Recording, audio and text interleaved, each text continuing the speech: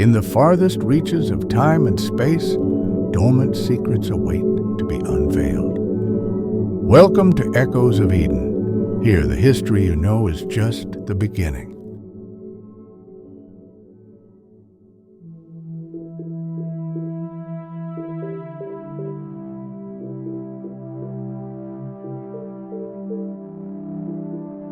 In the farthest reaches of a galaxy whose stars had been born and had died for countless eons, long before the notion of time could even be conceived by primitive minds, a vast expanse of cosmic dust and starlight moved, not as a rigid cold body, but as an ocean in perpetual slow motion, pulsing with the residual energy of creation and destruction.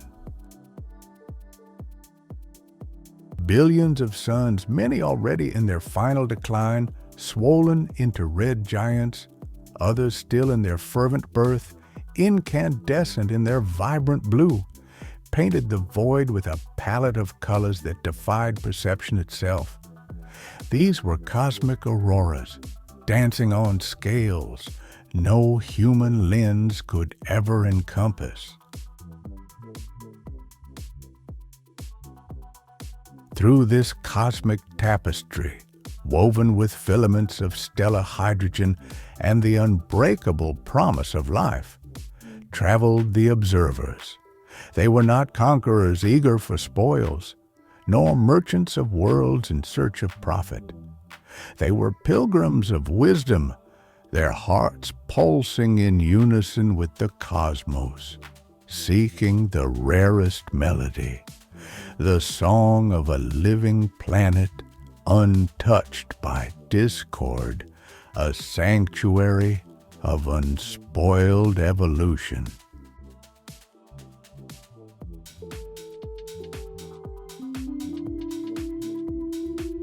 For eons they had charted the stellar winds, following the gravitational energy currents that whispered promises of new homes.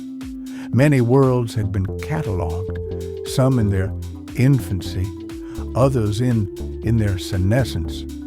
And then there emerged from the blue-green veil of a distant nebula a point, not a point of dead light like so many asteroids and comets, but a subtle, pulsating glow with the unmistakable rhythm of abundant life.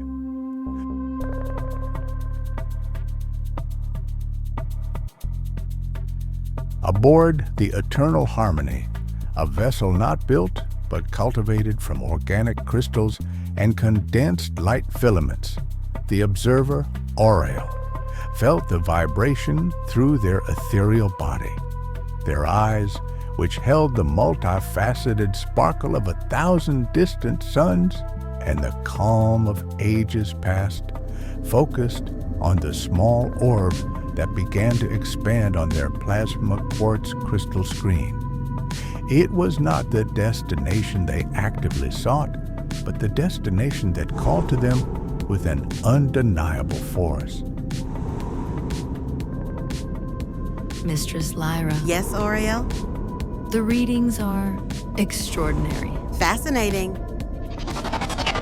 An unprecedented density of vital energy for an orb at this evolutionary stage. Our sensors indicate abundant organic life forms, from the smallest aquatic microorganisms that form the base of the food chain to colossal creatures roaming the land masses, reminiscent of our own primordial worlds. The atmosphere is inviting, a perfect shield of oxygen and nitrogen. The magnetic field, protective against the worst solar storms. And the biodiversity. It is as if every cell is singing in unison, a primordial symphony, pure and untouched. There are no signs of advanced technological civilization, just nature in its purest, wildest state, a blank canvas for life, still without the brushstrokes of technological interference. The Eternal Harmony slowed its velocity, positioning itself in a geostationary orbit that rendered it invisible to any eyes that might observe from the world below. Its energetic aura was so pure it blended with the planet's protective veil. It was not the time for contact, they knew, but rather for silent contemplation. To listen to the whispers of a planet still in its deepest slumber, awaiting the dreams that life, in its infinite capacity, would bring to it.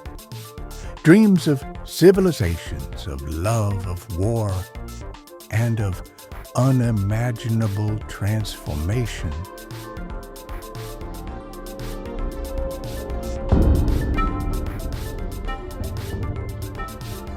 While the guardians of light positioned themselves in their silent orbit, other echoes of intelligent life crossed the vast darkness.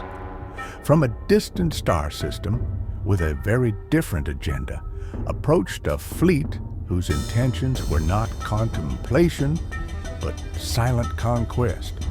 These were the Annunaki. Their vessels were not cultivated, but forged from heavy metals and indestructible alloys.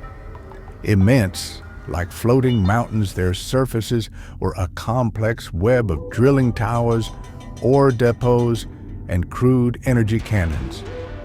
Within them, vast legions of imposing beings moved with a single purpose: extraction. The Blue Observatory, with its abundance of valuable minerals, was an irresistible target. Navigators, confirm geological readings. That is our primary extraction well alpha. Projections indicate a concentration of zaliums and glor at levels never before recorded. Activate orbital deflection systems and initiate descent protocol. There is no need for subtlety. Efficiency is the objective. Aboard the Black Sovereignty, the primary vessel of the Annunaki fleet, Lord Enlil observed the planet through a viewing screen that showed mineral veins glowing beneath the surface.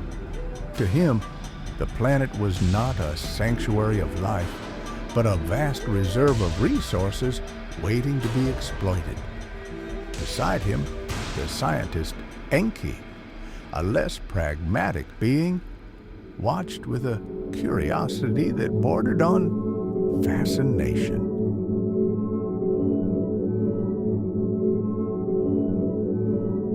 Lord Enlil, the biological surveys are also remarkable.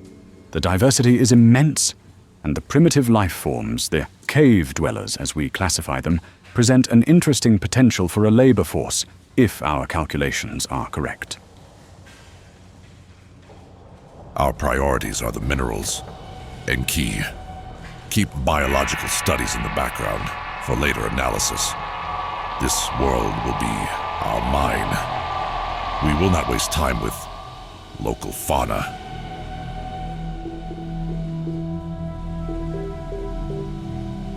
And so, the second race to touch the skies of the Blue Observatory established itself, not with the delicacy of the Pleiadians, but with the raw force of those who see a world as a mere resource. Their bases would be established in the planet's most rocky and mineral-rich regions, and their impact, though initially localized, would be the first wound on a planet that would one day know the pain of exploitation.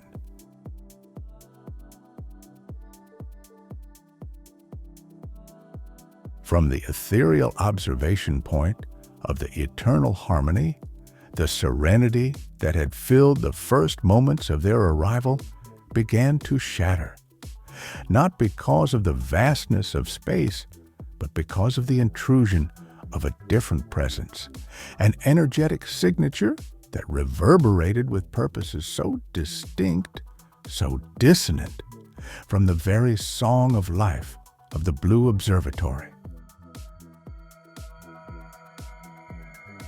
Oriel, with their eyes of 1,000 suns, monitored the crystal screen.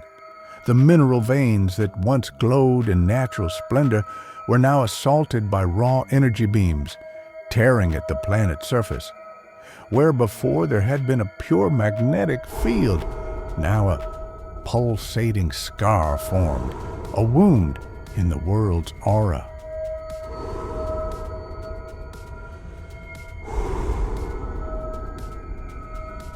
Mistress Lyra, the Annunaki projections.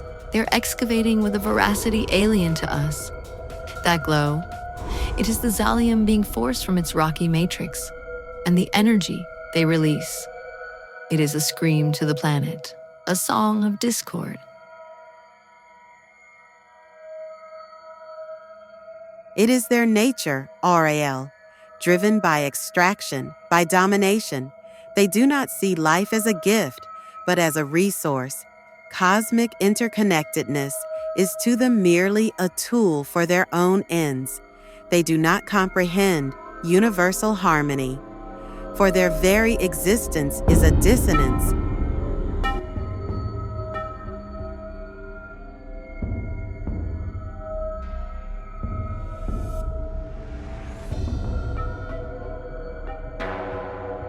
Pleiadian culture, forged in eons of peaceful coexistence and deep connection with the universal web of life, saw unchecked intervention and exploitation as the greatest aberration.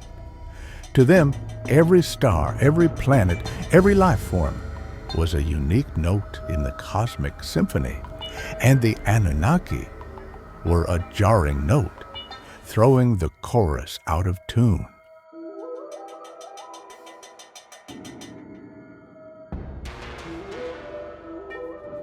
But what will we do, Mistress Lyra? Will we let them tear apart the Blue Observatory? Our directive is non-interference, but how can we observe such violence without acting? Our principles, they ride with this vision.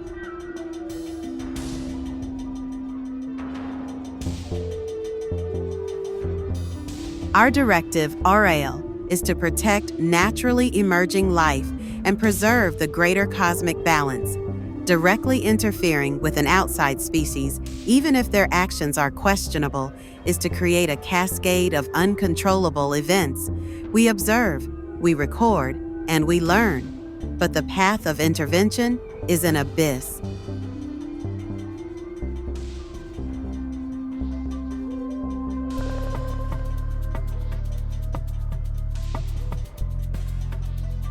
The eternal harmony remained in silence. Its inhabitants, the Pleiadians, the guardians of light and wisdom, were the first to feel the brutal truth of the cosmos, that life in its pursuit of existence is not always benevolent, and that the Blue Observatory, a cradle of purity, was about to become a cosmic battleground. The song of harmony, which once seemed eternal, was beginning to fall out of tune.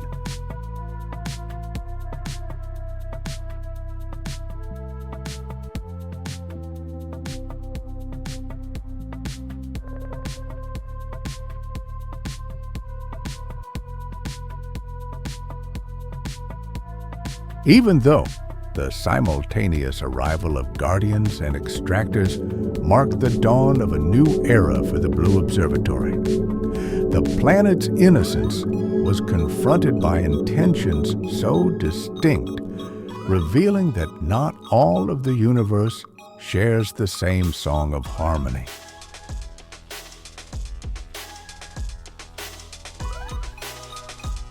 How will the Annunnaki's actions impact this untouched world? And will the Pleiadians remain mere observers in the face of such exploitation?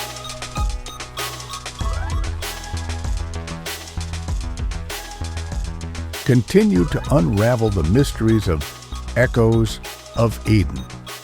We thank you for joining us on this stellar chronicle. Join us next episode, where more secrets will be revealed.